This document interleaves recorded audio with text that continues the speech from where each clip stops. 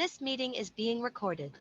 Halo teman-teman, hari ini kita akan belajar mengenai uji Independent Sample T-Test yang kita gunakan di sini aplikasinya adalah SPSS. Tahap pertama adalah kita harus menguji terlebih dahulu yang namanya uji normalitas. Nah, data yang kita butuhkan di sini adalah skor total, jadi ini kita akan menguji stres akademik ditinjau dari jenis kelamin ya. Ini ada laki-laki, mahasiswa, dan ini adalah perempuan ya atau mahasiswi. Jadi ini adalah data fiktif yang kita bisa pakai untuk uji dulu ya, uji independent sample t-test. Yang pertama adalah kita harus menguji normalitas dengan cara kita mengcopy dan kemudian paste datanya per jenis kelamin ya. Jadi seperti ini. Kita paste aja seperti ini ya teman-teman. This meeting is being recorded. Kemudian kita lakukan hal yang sama untuk yang perempuan. Dari Excel kita kopas datanya ke SPSS. Seperti ini. Lalu kita bisa mengganti namanya ya teman-teman, yang var 00001 ini dan var 00002 ini supaya menjadi laki-laki dan perempuan. Ini kita klik di variable view, lalu kita tinggal ganti laki-laki untuk yang satu. Oh, tidak bisa ya dikasih special karakter. Jadi langsung aja, dan yang bawah itu adalah perempuan. Nah, desimalnya ini ada 2. Kalau teman-teman lihat di data view, di sini ada 00 ya, di belakang koma. Ada 2 angka di belakang koma. Kita bisa menghilangkannya dengan mengganti angka 2 pada desimal. Jadi aman. Seperti ini ya. Dan tidak memusingkan, tidak membingungkan ya, karena tidak ada angka di belakang koma. Selanjutnya adalah kita menguji normalitas dengan klik Analyze, lalu Descriptive Statistics, dan kita pilih Explore. Data laki-laki dan perempuan, kedua-duanya ini kita pindah ke Box Dependent List dengan klik bisa Ctrl A gitu ya, atau klik satu-satu boleh, dan kita pindahkan ke Box Dependent List menggunakan panah. Lalu kita klik Plots, dan kita centang Normality Plots with Test. Kita continue, dan kita oke. Nanti muncul screen baru, window baru untuk outputnya gitu ya. Jadi ini yang sebelah sini kiri ini adalah seperti daftar isi gitu ya, hyperlink. Kita fokus ke normalitas, test of normality. Di sini ada 2. Ada jenis tes Kolmogorov-Smirnov dan Shapiro-Wilk. Kedua hal ini sebenarnya adalah tes yang digunakan untuk uji normalitas. Hanya saja kalau Kolmogorov-Smirnov ini menurut teori dia digunakan untuk subjek yang di atas 50, sedangkan kalau Shapiro-Wilk ini dia digunakan untuk subjek di bawah 50. Kita melihat bahwa data kita ini adalah jumlahnya 20 gitu ya, sehingga yang kita pakai adalah Shapiro-Wilk. Fokusnya kita lihat pada signifikansi. Signifikansi pada data laki-laki itu sebesar 0,290, sedangkan untuk perempuan itu adalah 0,613, seperti itu. Nah, teman-teman, tadi kalau saya bilang 20 itu dapat dari mana? 20 itu dapat dari 10 laki-laki ditambah 10 perempuan, sehingga datanya ada 20. Gitu ya. Ataupun kalau misalnya terhitung sendiri-sendiri pun gitu, itu masih di bawah 50 tentunya. Kemudian teman-teman, ini kita bisa lihat bahwa untuk yang laki-laki ini nilainya signifikansinya 0,290, 0,29, dan untuk perempuan itu nilainya adalah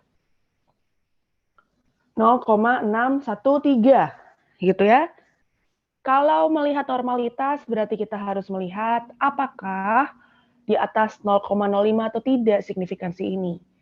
Pada hasil ini kita bisa lihat bahwa untuk kedua data, baik laki-laki maupun perempuan, signifikansinya di atas 0,05, sehingga dapat dikatakan bahwa untuk data laki-laki atau perempuan pada penelitian ini, data fiktif ini, memiliki distribusi normal. Gitu ya. Selanjutnya adalah kita menguji homogenitas dan kita menguji juga untuk independent sample t-test. Caranya gimana? Caranya adalah, ini yang penting sudah dipilah ya teman-teman ya. Mana yang punya laki-laki dan mana punya perempuan. Ini kita tinggal kopas aja untuk skor total dan jenis kelamin. Seperti itu. Terus kita buka di sheet yang baru. Dan kita kopas ya seperti ini. Lalu kita pindah ke variable view. Untuk yang pertama, kita bisa namakan stress academic. Sedangkan untuk var 0002 ini, kita bisa ganti dengan jenis kelamin. Desimal biar tidak membingungkan ya, kita kurangi aja jadi 0.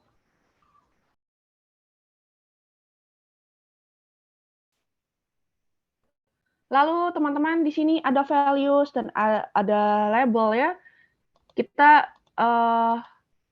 klik di ada titik 3 gitu ya kalau teman-teman perhatikan di values, tapi yang di jenis kelamin. Lalu value-nya tadi 1, lalu labelnya adalah laki-laki. Lalu kita klik add. 2, labelnya adalah perempuan. Sehingga nanti bisa secara otomatis dengan menuliskan seperti ini, maka kita bisa secara otomatis ya, SPSS membantu kita untuk memilah mana yang laki-laki dan mana yang perempuan, seperti itu. Kita klik OK, lalu tahapan selanjutnya adalah kita klik Analyze, kemudian kita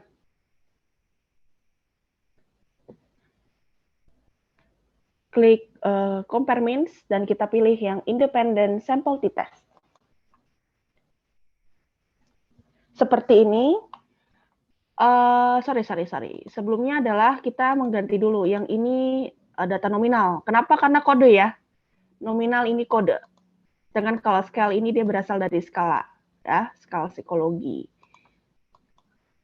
Ini nominal, kemudian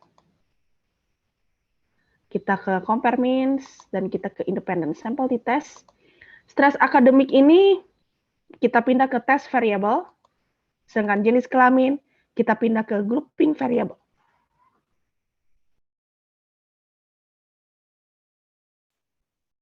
Nanti jangan langsung option dulu atau apapun, kita define group dulu. Grup 1 ini kita kasih angka 1, dan kalau grup 2 kita kasih angka 2. Seperti ini, baru kita klik continue. Setelah itu kita klik optionnya sudah tepat, lalu kita klik OK. Gitu ya, nanti ini akan muncul di output.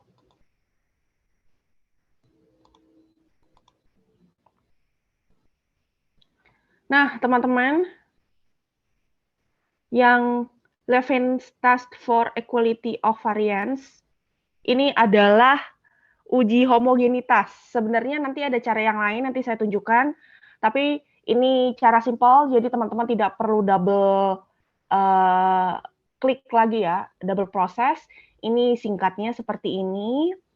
Di sini adalah F-nya 2,219, sedangkan signifikansinya 0,154.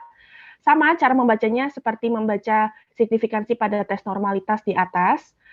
Ini kita melihat signifikansinya, gitu ya. Ketika signifikansinya di atas 0,05, maka data dikatakan homogen. Signifikansinya di sini adalah 0,154, yang lebih dari 0,05, sehingga data dikatakan homogen. Nah, teman-teman, jika data ditemukan tidak homogen, atau data ditemukan tidak normal, salah satunya itu, maka harus menggunakan non-parametric test, yaitu Mann Whitney. Tapi perlu dicek dulu, jangan sampai nanti ada yang outlier gitu ya, ada yang skala ekstrim, menjawab ekstrim, skornya ekstrim, itu juga perlu dipertimbangkan untuk dihilangkan subjek tersebut.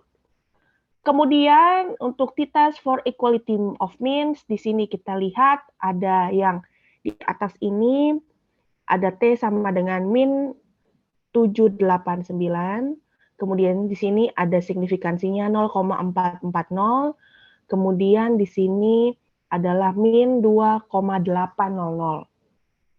Nah, teman-teman yang kita dilihat di sini adalah signifikansinya dulu ya.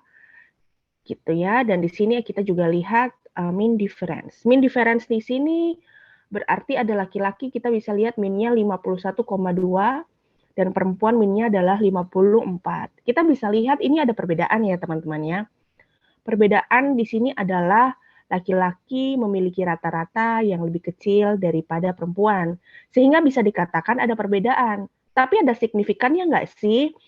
Nah, kita bisa dilihat di sini dari signifikan yang kolom ini ya, yang di 0,440. Kalau t-test itu kita melihat signifikansinya apakah di bawah 0,05 atau 0,01 atau 0,001. Nah, ini jelas di atas 0,05 ya teman-teman, karena dia 0,440. Hal ini berarti bahwa ada perbedaan tapi kurang signifikan. Gitu ya, perbedaannya cuma 2,8, jadi mirip, hampir tidak ada perbedaan gitu, sehingga dapat dikatakan bahwa meskipun ada perbedaan min, tapi tidak ada perbedaan ya, stres akademik ditinjau dari jenis kelamin.